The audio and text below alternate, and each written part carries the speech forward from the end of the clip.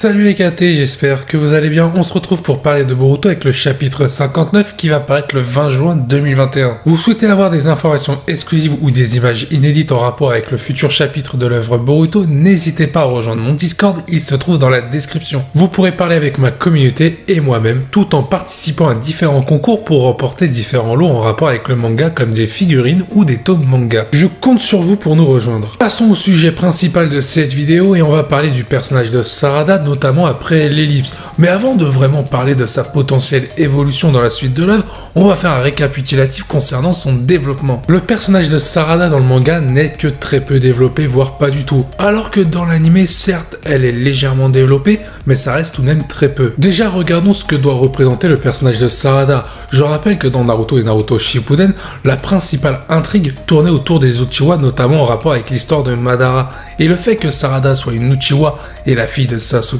on ne peut pas la laisser de côté comme ça. Si on regarde dans l'équipe 7, on a Sarada, Mitsuki et Boruto. Mitsuki il a été mis en avant grâce à son arc en rapport à son pouvoir en lui, et on sait qu'il va être développé dans la suite de l'œuvre Boruto, et on a Boruto qui est le personnage principal, qui lui-même est encore trop peu mis en avant par rapport à son œuvre, et Sarada à côté n'a pas eu grand chose. Alors il est vrai que ça a eu un arc avec sa famille, Sakura et Sasuke, vu qu'elle était en quête de réponse par rapport à son existence, et par rapport à son père, qu'elle n'a pas vu depuis un certain temps. Mais on est d'accord que cet arc qui était face à Shin Uchiwa, il n'est pas vraiment intéressant pour le développement de Sarada, malgré quelques trucs. Par exemple, on sait qu'elle s'intéresse énormément à l'histoire du clan Uchiwa, et c'est bien dommage que l'anime ou même le manga ne se soit pas intéressé sur le développement de Sarada par rapport à ce point de vue-là. Le fait qu'elle s'intéresse au clan Uchiwa, peut-être que le manga, ou surtout l'anime, car je vois plus l'anime développer Sarada, le manga pour l'instant a l'air de s'en foutre complètement, pourrait tout simplement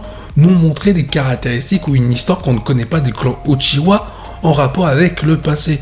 Autant étoffer la mythologie. Il faut faire une remarque importante, Sarada fait partie des personnages les plus intelligents et ayant beaucoup de connaissances. Par exemple, Sasuke à son âge n'avait pas autant de connaissances ou n'était tout simplement pas aussi intelligent. Par exemple, à la différence de sa fille, Sasuke lui à l'époque il était obnubilé par sa vengeance et n'évoluait pas réellement sur les autres caractéristiques qui lui manquaient. L'intelligence, la vision des choses, alors que Sarada est plutôt une ninja complète par rapport au contexte actuel qu'elle vit dans Boruto, c'est-à-dire le temps de paix. Là où je veux en venir, c'est que Sarada, aujourd'hui dans l'œuvre de Boruto, a un énorme potentiel supérieur à celui de Sasuke à son âge, car celui-ci avait acquis une force qui n'était pas la sienne, celle de Orochimaru avec la marque maudite. Et d'un côté, on a une Sarada qui évolue, qui s'entraîne régulièrement et qui obtient de plus en plus de connaissances par elle-même. C'est surtout la mentalité qu'il faut regarder. Sarada veut devenir Hokage alors que Sasuke à l'époque voulait tuer Itachi et rien d'autre l'intéressait. Et le fait que Sarada soit dans ce contexte, comme je l'ai dit précédemment, et qu'elle ait un énorme potentiel en étant une génie ninja par rapport à Sasuke à l'époque, c'est quand même quelque chose, et ce serait dommage de ne pas développer ce personnage-là, ce serait du gâchis. Je vais revenir sur quelque chose qui est important mais qui est symbolique. Sarada veut devenir Hokage, très bien, pourquoi pas, c'est des ambitions, mais je rappelle que les Uchiwa voulant devenir Hokage, il y en a un qui a déclaré une guerre, et l'autre a voulu tuer son meilleur ami pour refaire le monde Shinobi. Sarada est censé représenter la stabilité au sein des Uchiwa par rapport à ses ambitions que tous les Uchiwa ont convoité à l'époque, plutôt certains Uchiwa pour pas trop m'emballer, et donc forcément c'est symbolique, et le fait de le mettre de côté, cette symbolique, à travers le personnage de Sarada qui veut devenir Hokage,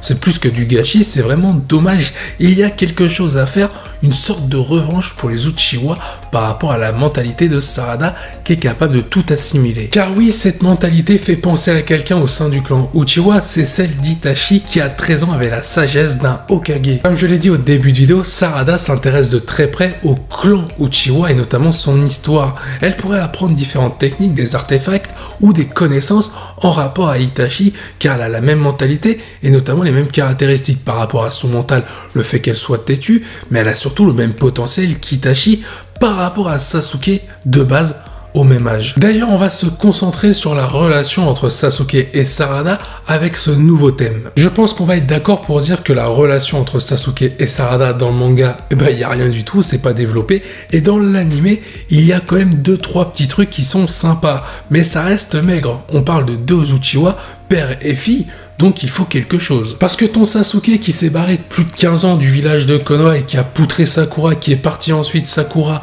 a fait naître Sarada, certes Sasuke à ce moment-là était présent à ses côtés, mais se barrer ensuite 10 ans pour revenir à la maison tout beau tout flamme, c'est un peu abusé, il faut s'occuper de sa fille. Après, c'est vrai, le fait que Sasuke s'occupe de Boruto depuis qu'il est revenu au village de Konoha, c'était sûr que ça allait délaisser sa relation avec Sarada, que ce soit dans l'évolution en termes de développement scénaristique individuel pour Sarada, ou notamment son évolution en termes de puissance. Mais je me suis posé une question, n'hésitez pas à y répondre en commentaire, est-ce que ça n'aurait pas été intéressant pour Kishimoto que Sasuke s'occupe de deux personnages, c'est-à-dire Boruto et Sarada? Ils auraient pu apprendre de l'un l'autre. Ce qui aurait pu être intéressant, c'est le fait que Sarada aurait pu se rapprocher de Sasuke, ou même Sasuke de sa fille, parce que c'est quand même sa fille, il faut s'en occuper, comme je l'ai dit précédemment, pour lui apprendre quelques trucs sur le clan Uchiwa. On aurait pu connaître une vision différente par rapport à celle qu'on connaît, notamment dans Naruto et Naruto Shippuden, et en plus de la part de Sasuke, qui pourrait lui transmettre une sorte d'héritage envers sa fille Sarada. En plus, il serait intéressant de la part de Sasuke de expliquer à Sarada qu'à l'époque il a commis de graves erreurs et qu'il les regrette, le fait qu'il était aveuglé par sa vengeance et sa haine, et que lui aussi voulait devenir Hokage, mais pas pour les bonnes raisons, et le fait que Sarada ait ses ambitions comme les avait Sasuke, mais qu'elle veut devenir une Hokage plutôt clean, plutôt sympa dans la continuité de Naruto, ça pourrait être une forme de rédemption pour Sasuke. Il faudrait que Kishimoto exploite cette idée. Je fais une petite parenthèse sur la possibilité que Sarada se fasse entraîner par Naruto. Alors je pense que c'est réellement possible, surtout pendant l'ellipse, mais au vu des derniers chapitres, j'ai bien peur que cela n'arrive pas, car le fait que Naruto soit pris par rapport au cas Boruto suite à sa menace qu'il a au fond de lui, Momoshiki, par rapport au cas Amado, par rapport à Kara, on est dans une situation où est-ce que Naruto aura réellement le temps de s'occuper de Sarada par rapport à ses responsabilités de Hokage, surtout qu'il a perdu Kurama, donc il va devoir gérer aussi cette perte de puissance par rapport aux différentes menaces. Il est vrai que Sarada idolâtre beaucoup Naruto par rapport à son père Sasuke, car elle est tout simplement fan des responsabilités de Naruto et le ninja qu'il représente. C'est un peu comme Boruto avec Sasuke, mais pour le coup, est-ce que cela peut suffire pour un bon développement et une évolution du personnage de Sarada suite à un entraînement avec Naruto? Sincèrement, je ne pense pas si ça en reste là. On peut même faire le lien avec Sasuke, le fait que dans le manga elle pourrait se faire entraîner par son père, peut-être pendant l'ellipse en même temps que Boruto, il faut amener un développement plutôt sympa entre ces deux personnages-là. C'est pas un entraînement limite, c'est une guénine pour Sasuke, c'est sa fille, il faut une évolution en concordance avec l'histoire des Uchiwa, la mentalité de Sasuke et la mentalité de Sarada surtout. Il faut prendre en compte un potentiel problème. Imaginez Sasuke dans la suite du manga Boruto finit par se sacrifier pour sa fille. Certes, ce sera émouvant, mais ça pourrait être encore plus impactant si on a vu des moments entre ces deux personnages-là, des moments assez sympathiques d'affection de Sasuke envers Sarada, ou des moments familiaux entre Sasuke, Sarada et Sakura. Mettons-nous à la place de ceux qui lisent le manga et qui ne regardent pas l'anime. S'ils voient Sasuke se sacrifier, ils vont dire bon ok, c'est triste, c'est émouvant, on perd notre personnage qu'on a kiffé dans Naruto et Naruto Shippuden, mais par rapport à Sarada, bon bah ok, c'est tout. Les réactions vis-à-vis du personnage de Sarada, ça va être ça, c'est que pendant 10-15 ans, elle n'a pas connu son père, là il est mort, est-ce que ça change réellement quelque chose car elle ne l'a pas connu? Je parle pour ceux qui lisent uniquement le manga. Dans l'anime, il y a un léger développement entre ces deux personnages, et je pense que l'anime va continuer à développer Sarada au travers de Sasuke dans la suite de l'œuvre Boruto. Ça, je ne me fais pas de soucis, mais c'est concernant le manga où j'ai vraiment une crainte. Parlons de l'évolution de Sarada dans la suite du manga Boruto ou l'anime. Quelle évolution pour ce personnage-là? Alors je vous dis clairement, pour un power-up, pour moi elle aura une nouvelle pupille, et ce ne sera pas réservé pour Sasuke, mais bel et bien sa fille. Alors est-ce qu'elle obtiendra le Rinnegan, ou une nouvelle pupille en lien avec le Sharingan, peut-être en lien avec des secrets Uchiwa? Sarada est un personnage féminin très intelligente et en plus de ça qui ne cesse d'acquérir des connaissances. Il ne serait pas intéressant qu'elle continue de se renseigner sur le clan des Uchiwa en apprenant différents secrets que même Sasuke ne connaît pas, et cela pourrait lui apprendre de nouvelles techniques pour lui faire une évolution correcte dans la suite du manga Boruto. Il y a quelques instants, j'ai parlé de nouvelles pupilles concernant Sarada. Alors on est d'accord, pour qu'elle puisse obtenir le Mangekyou Sharingan, il faut un choc psychologique, pas forcément une mort, mais vraiment quelque chose qui sera important et violent pour elle, peu importe les émotions qu'elle va vivre pour qu'elle débloque cette pupille. Après, sincèrement, je vois une nouvelle pupille pour ce personnage-là pour la remettre au niveau par rapport à d'autres personnages, comme Mitsuki et Boruto. Mitsuki, son mode va évoluer, donc forcément, il faudra être au niveau par rapport à la puissance qu'il va acquérir, et Boruto, c'est le personnage principal qui va augmenter en termes de puissance concernant le Kama. Donc je pense que tu vas être d'accord avec moi, si Sarada, tu la vois avec le Rinnegan, très bien, c'est cool, elle a augmenté en power-up, mais on a déjà vu ça, c'est pas de l'inédit. Et pour qu'il y ait un intérêt à regarder le personnage de Sarada ou qu'on s'attache à elle, il faut un power-up original et inédit qu'on n'a jamais vu en rapport avec les Uchiwa. Et quoi de mieux de faire une nouvelle pupille avec le Sharingan, peut-être un Mangekyo Sharingan équivalent, quelque chose qui est totalement modifié par rapport aux anciennes pupilles du Sharingan qu'on a vu dans Naruto et Naruto Shippuden. Par rapport à Sasuke, ça serait une évolution assez intéressante, et par rapport à l'histoire des Uchiwa, on en apprendrait beaucoup plus, peut-être sur des secrets. Hormis le gain de puissance que va subir Sarada, car c'est sûr à 100%, je vois pas Sarada laissée de côté entièrement par Kishimoto, il faut aussi un développement correct, c'est-à-dire qu'on doit développer la relation qu'elle a avec Sasuke, et pourquoi pas avec Naruto, pour expliquer son développement dans la suite du manga. Car je rappelle que si elle se fait entraîner par Naruto, il faut nous amener un scénario qui correspondrait aux ambitions de Sarada avec la vision des choses de Naruto sur le fait que Sarada veut devenir Hokage et pourquoi Naruto lui a choisi de devenir Hokage et quelle est sa vision des choses. Et justement, ça pourrait intéresser Sarada concernant son développement, mais surtout la vision qu'elle a envers le monde shinobi. On aurait peut-être même des similitudes par rapport aux pensées de Madara et même celles de Sasuke à la fin de Shippuden. Ce serait très intéressant pour la mentalité de Sarada et de rajouter un petit côté nostalgique. Je pense sincèrement que le personnage de Naruto peut apporter pas mal de choses au personnage de Sarada,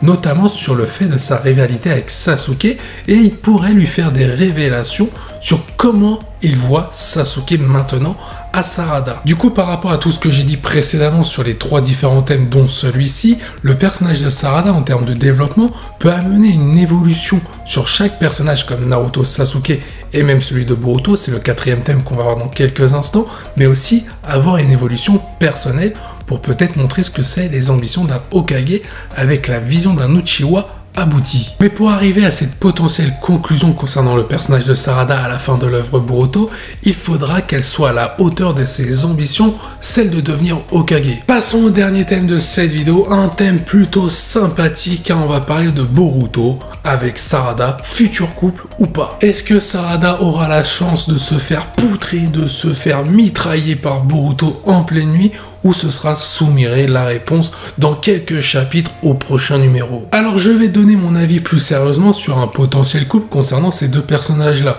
On l'a vu dans les derniers chapitres, Boruto n'arrête pas de protéger Sarada et Sarada de protéger Boruto.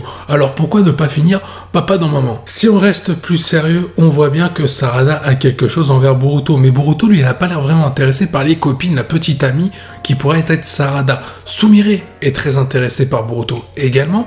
Maintenant, le fait que Boruto veut devenir un peu le Hokage de l'ombre pour protéger le futur Hokage comme par exemple Sarada, il pourrait y avoir une relation entre les deux. Le seul problème, c'est qu'il faut penser à la continuité de l'œuvre s'il y a une suite après Boruto.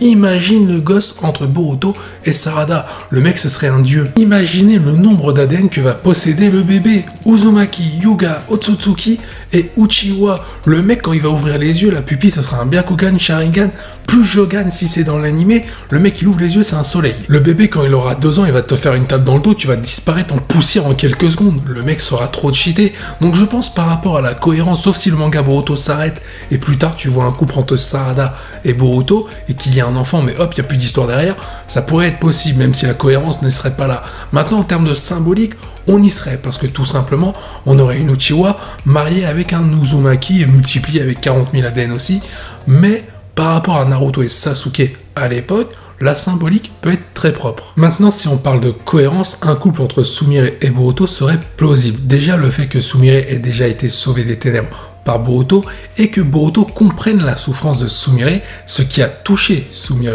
Surtout qu'on a vu dans les derniers chapitres, Sumire s'intéresser au cas de Boruto et qu'elle était prête à l'aider. Donc pourquoi pas une Sumire qui va sauver des ténèbres Boruto. Et on va pas se mentir, Sumire par rapport à sa timidité nous fait penser à Hinata, et Boruto par rapport à sa personnalité ces derniers temps en rapport avec la menace qu'il a au fond de lui, nous fait penser par moments à Naruto.